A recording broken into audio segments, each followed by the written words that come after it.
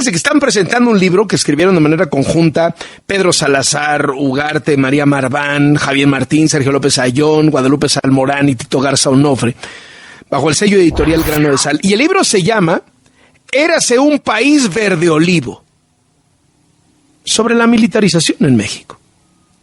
Tengo en la línea al doctor Pedro Salazar Ugarte. Él fue director del Instituto de Investigaciones Jurídicas de la UNAM, es uno de los autores de este libro. Doctor, ¿cómo estás? Muy buenas tardes. Muy bien, Carlos, muchas gracias por la invitación y sobre todo por abrir el espacio para platicar de este libro recién publicado.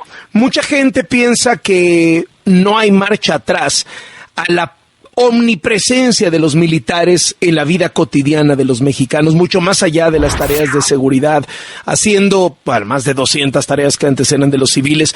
¿Es así? O sea, ¿ya no hay cómo regresar al ejército a sus cuarteles?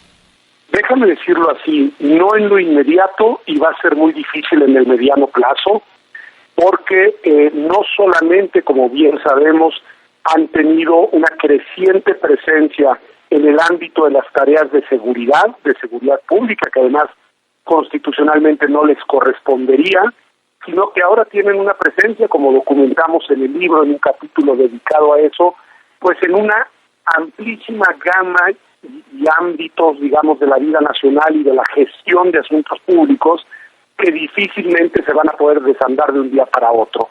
Es decir, esta idea del verde olivo en todo el país, pues en realidad lo que intenta transmitir es metafóricamente algo que es una realidad palpable y que es una realidad documentada y que es una realidad creciente, que es la presencia de las Fuerzas Armadas en distintos ámbitos, espacios y áreas estratégicas de la vida pública nacional.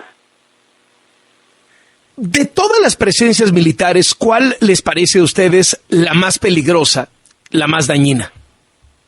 Sin duda la que tiene que ver con las tareas de seguridad, porque además viene acompañada de un abandono sistemático y ahora sí muy prolongado de la creación y fortalecimiento de policías civiles y de, digamos, agencias de investigación civiles, de fiscalías civiles. Es decir, el proceso de militarización en la vida, digamos, pública, en el área específica de seguridad, ha venido acompañado de un paulatino abandono y descuido de la creación de autoridades civiles capaces de hacer esa tarea. Y en ese sentido, hoy tenemos un escenario que es particularmente preocupante porque tenemos a las Fuerzas Armadas realizando tareas que constitucionalmente no les corresponden, para las que no están entrenadas, que no corresponden a su misión institucional, y al mismo tiempo no tenemos policías capaces de reemplazarlas. Entonces estamos en una encrucijada muy difícil porque lo único que nos queda en este momento es lo que no deberíamos de tener realizando esas tareas en concreto. ¿Cuáles son las áreas que se cuestionan? ¿En dónde sí tendría que estar el ejército y en dónde claramente no? Pues según la Constitución, en tiempos de paz tendría que estar en sus cuarteles y en todo caso, desde hace ya muchos años, realizando tareas de apoyo a la población y tareas de protección civil, pero no debería de estar ni realizando tareas de seguridad pública, insisto, constitucionalmente no les corresponde hacerlo, no es que lo diga yo, ahí está la Constitución desde 1857, no solo desde el 17, con una clarísima, digamos, directriz en ese sentido, y tampoco debería de estar gestionando aduanas, gestionando puertos, administrando aeropuertos, es decir, esas son tareas que no les corresponden a las Fuerzas Armadas, realizando obra pública y además obra pública estratégica. Todo eso no les corresponde según nuestro marco constitucional y sin embargo lo están haciendo y lo están haciendo cada vez más, lo cual además va trazando una tendencia pues no hacia el regreso a los cuarteles, sino hacia la expansión en los distintos ámbitos de la vida pública. ¿Este presidente le ha llenado los bolsillos de dinero al ejército?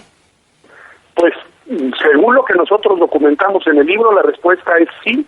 Le ha aumentado facultades, le ha aumentado presencia territorial, le ha aumentado presencia en la vida pública en distintos ámbitos y, por supuesto, ha aumentado de manera muy considerable su presupuesto, que hay que decir además con particularidades contradictorias con otras agendas. Por ejemplo, los fideicomisos que manejan las Fuerzas Armadas se conservan, mientras, como sabemos, los fideicomisos en otras áreas, los fideicomisos públicos, fueron, pues, digamos, abolidos, déjame decirlo así.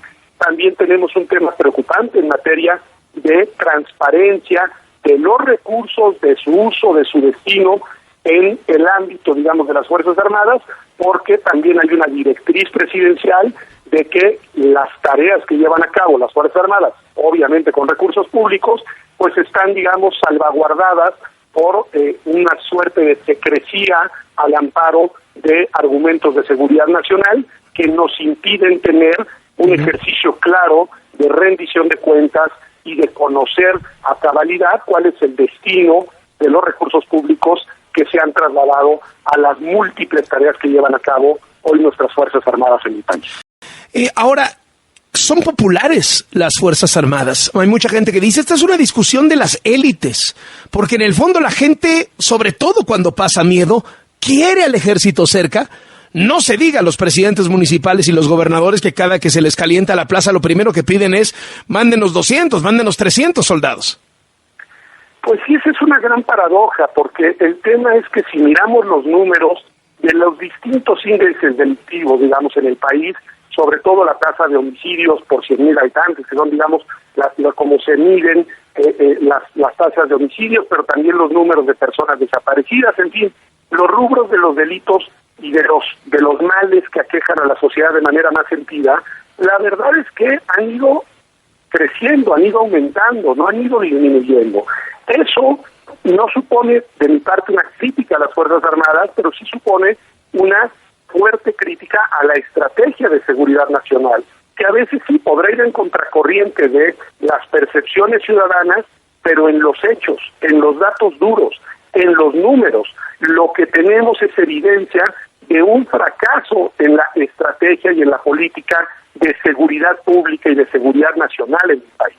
De hecho, lo que preocupa y nos debe preocupar mucho es el crecimiento de la presencia del crimen organizado en distintos ámbitos de la vida y en distintos espacios del territorio nacional. Eso, bueno, lo que muestra y evidencia es que esta no es la estrategia correcta, que nos estamos equivocando como país y que no es culpa de las Fuerzas Armadas y no las debemos responsabilizar, sino que están realizando una tarea que no es la que les corresponde. A ellos les corresponde salvaguardar la soberanía nacional hacia el interior y hacia el exterior. Esa es su función, digamos, estratégica e importantísima. Es decir, decir que las Fuerzas Armadas no deben de hacer lo que están haciendo no quiere decir que no sirvan para nada. Por supuesto que sirven y son importantes, solo que las han llevado a un terreno de acción que no corresponde a su misión institucional. Y los resultados que están dando, pues son resultados deficitarios en temas muy sentidos para la población en nuestro país. Muchísimas gracias. Bueno, pues ahí lo tienen, Editorial Grano de Sal. El libro se llama Érase un país verde olivo. Escriben Pedro Salazar, María Marván, Javier Martín, Sergio López Ayllón, Guadalupe Salmorán y Tito Garza Onofre.